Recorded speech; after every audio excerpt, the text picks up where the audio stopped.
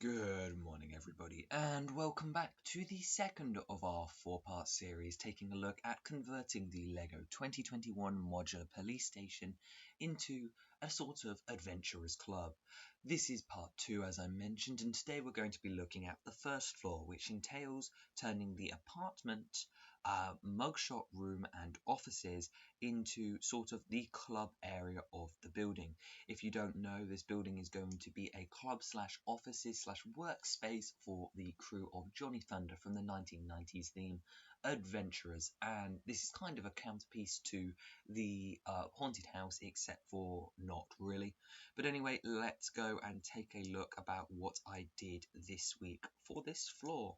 So as you can see here, I have the stairway coming up from our ground floor. If you haven't seen that, then I recommend checking that out in the playlist above or searching that up on the channel. And as you come up the stairs here, you are faced with these elements on the wall, and they look a bit haphazard, but like in many houses, we're using some plain pieces as a memorial slash just normal some decorations. So you may recognize these pieces, that these pieces are all from an adventurer's desert set and all come from the biplane in this set that Johnny Thunder and his pilot, which I cannot remember the name of, ride. So you've got a wing element here, the propeller, a piece of the engine cavity, and a tail fin. Now, if you move up the stairs to the right, you can see the staircase up for the floor after this, which will be the offices, and that will be coming to the channel in 2 weeks' time. I need a bit more time to work on it. But as you can see here, it's a bit of a haphazard kind of stairway, and that's deliberately designed so that it feels less a part of the formal club and more a part of just making use of the building and where the offices are. And in fact, you can even see these offices are creeping into the club area with this little parrot, stone parrot, representing the adventurers Egypt set again, and this table here with a golden dingus from the Orient Expedition Himalayas sets, and on this head would have been an Egyptian headdress from the Mummy Flying Warriors in Pharaoh's Quest from 2010.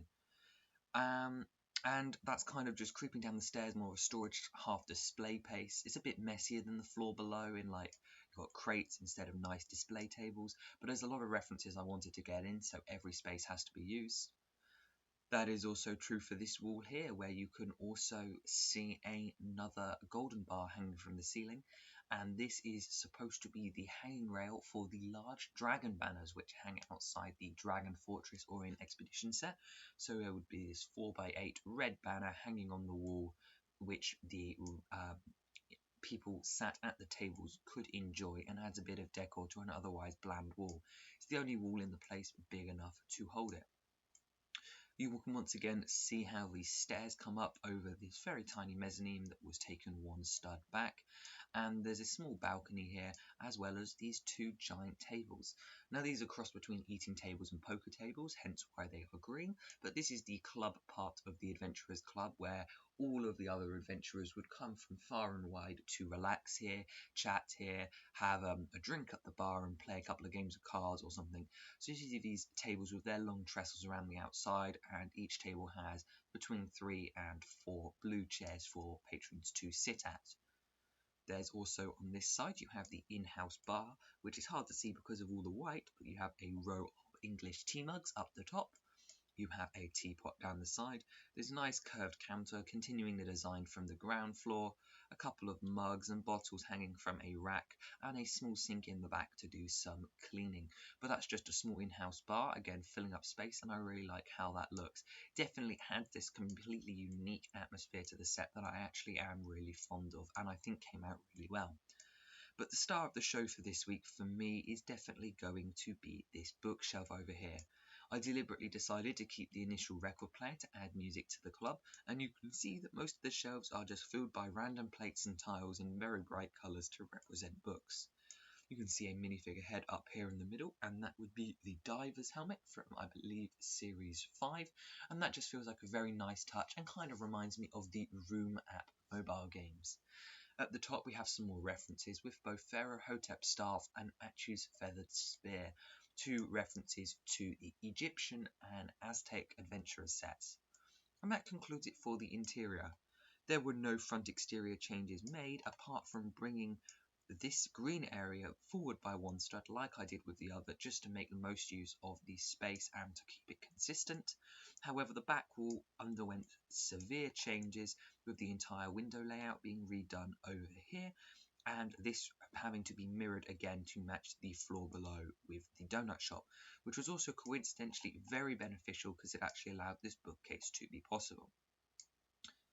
Anyway, that's going to do it for the first floor, and as I mentioned, next week we'll be dealing with the interior up here, finishing up that staircase and doing the offices of Johnny Thunder and his crew himself. I really do believe this build is very coherent, and I'm very proud of what I was able to squeeze into the inside. I also feel like this works well, and I definitely enjoy what I created a lot more than the police station, which I was surprised that was actually the end result, so I did kind of expect to hate whatever I did. You usually can't find ways in which I think you can improve on a modular.